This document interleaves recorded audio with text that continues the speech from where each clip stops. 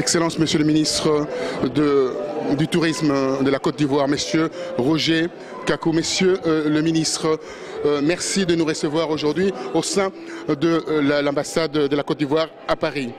Vous faites la promotion pour la Côte d'Ivoire. La Côte d'Ivoire a une croissance exponentielle, une croissance extraordinaire qui donne référence par rapport aux pays comme l'Angola.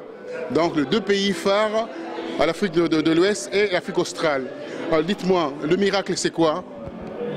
Le miracle c'est le travail. La Côte d'Ivoire est au travail sous la direction d'un très grand homme d'État, son Excellence le président Alassane Ouattara, que nous avons une très grande chance d'avoir à la tête de ce beau pays. Il nous a mis au travail et on est au travail. Et comme vous le dites, on enregistre des taux de croissance qui nous sont enviés par le monde entier. 9,8% en 2012, 9,1% en 2013 et un taux de croissance à 2 chiffres pour 2014. C'est ce que nous annoncent les institutions financières internationales. Donc nous sommes très optimistes, mais nous ne voulons pas fanfaronner. Nous travaillons. L'objectif, ce n'est pas le taux de croissance d'aujourd'hui ni de demain. L'objectif, c'est de faire de la Côte d'Ivoire un pays émergent en 2020.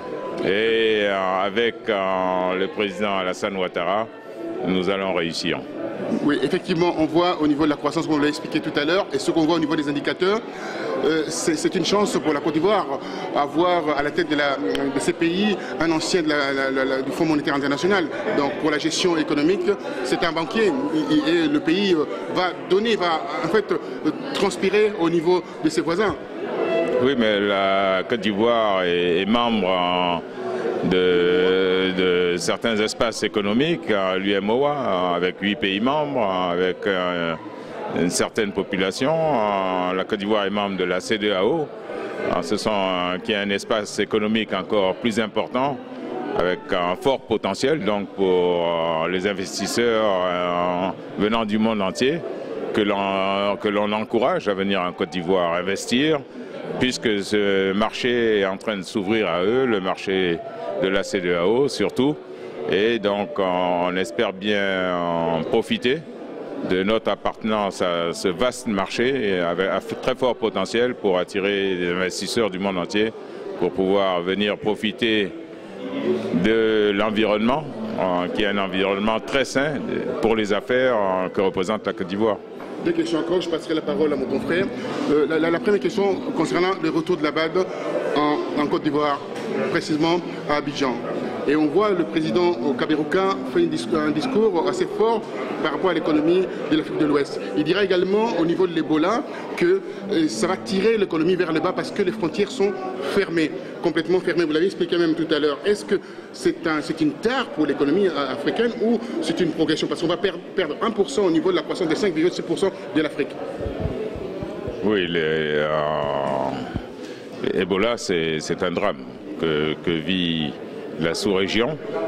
Mais je suis confiant que les pays africains, avec l'aide de la communauté internationale, l'OMS, les Nations Unies et tous nos amis de par le monde, c'est un mal qui sera vaincu. Donc je crois qu'on vit une situation qui est temporaire, je l'espère. Ce que je peux dire, c'est qu'au niveau de la Côte d'Ivoire, toutes les dispositions ont été prises pour éviter que cette terrible maladie ne soit enregistrée à l'intérieur des frontières du pays. Et Dieu merci, aucun cas du virus Ebola n'est signalé en Côte d'Ivoire jusqu'au jour d'aujourd'hui. Mais c'est vrai que ça impacte les économies de la sous-région. Au niveau du tourisme d'affaires en Côte d'Ivoire, on a enregistré certains reports de conférences internationales. Mais je pense que c'est une situation ponctuelle qu'on va revenir à la normalité très très bientôt. Lors de votre conférence, vous avez présenté votre pays comme un pays émergent, un pays en 2025, ce sera un pays émergent. En 2020. En 2020, voilà. On dit 2020, 2025, enfin moi j'ai dit 2020, vous avez dit 2020. Dites-moi, au niveau de pôle touristique, quel est le site que vous allez faire la promotion aujourd'hui en Côte d'Ivoire qui va drainer les tourismes, et également quels sont les partenaires, les gens qui ont l'expertise comme le Sénégal, le Kenya. Est-ce que vous avez eu le contact avec ces pays-là pour avoir leur expertise?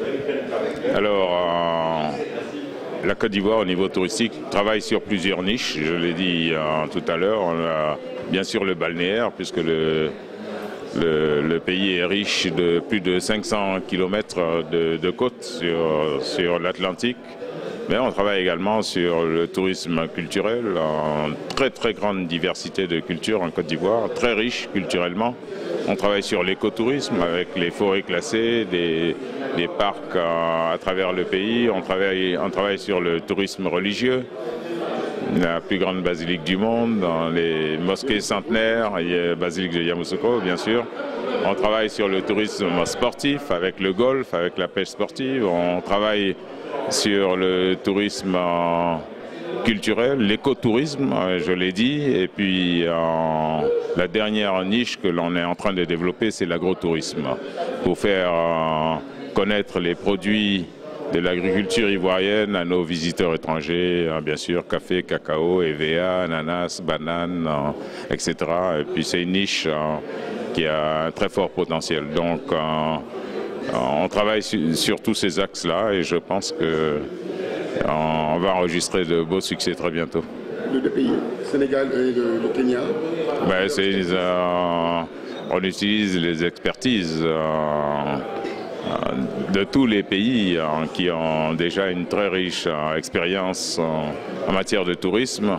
Et je peux vous dire qu'on a des accords très particuliers avec le Royaume du Maroc qui nous apporte un très fort soutien au niveau logistique, au niveau du renforcement des capacités. Le Royaume du Maroc nous met à notre disposition près d'une centaine de bourses pour les étudiants ivoiriens qui veulent aller étudier le tourisme, l'hôtellerie, l'industrie du voyage dans les écoles, les universités marocaines. Et on dit un grand merci à Sa Majesté le Roi pour cette aide précieuse qu'il nous apporte. Je laisse la parole à mon confrère Centrafrique Libre, va vous faire quelques questions au niveau de votre pays. Merci, Son Excellence. Merci.